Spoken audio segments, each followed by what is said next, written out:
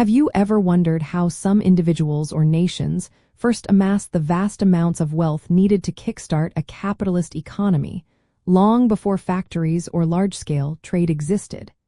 It is a fascinating question that reveals much about our economic history. The historical process of primitive accumulation, as theorized by Karl Marx, refers to the expropriation of producers from their means of production, particularly land, and the initial accumulation of capital through non-market, often violent, means. It is the crucial prerequisite for the capitalist mode of production, establishing the fundamental conditions for wage labor and capital. This process is termed primitive because it predates the regular accumulation of capital through the exploitation of wage labor within capitalism itself. It is not about saving money or working hard.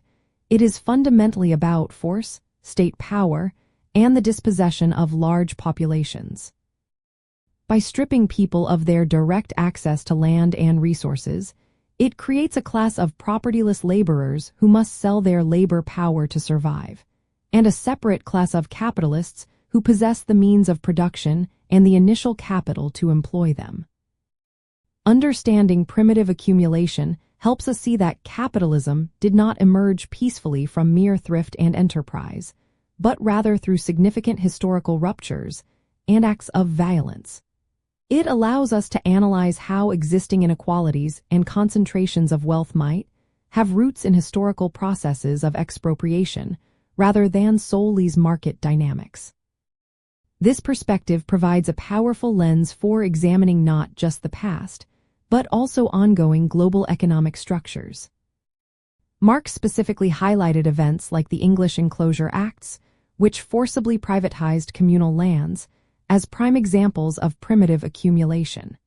He also recognized the immense role of colonialism, slavery, and global trade in accumulating the initial capital that fueled industrial development. This concept underscores that the formation of a working class and the concentration of capital were two sides of the same coin, both born out of a violent separation of producers from their means of subsistence. Ultimately, grasping the historical process of primitive accumulation allows us to appreciate the foundational, often brutal, conditions under which capitalism was born. It illuminates how vast initial fortunes were forged, how masses of people became dependent on wage labor, and how these origins continue to shape economic power relations and social structures in the world today. It is a critical concept for anyone seeking to understand the deep historical roots of our current economic system.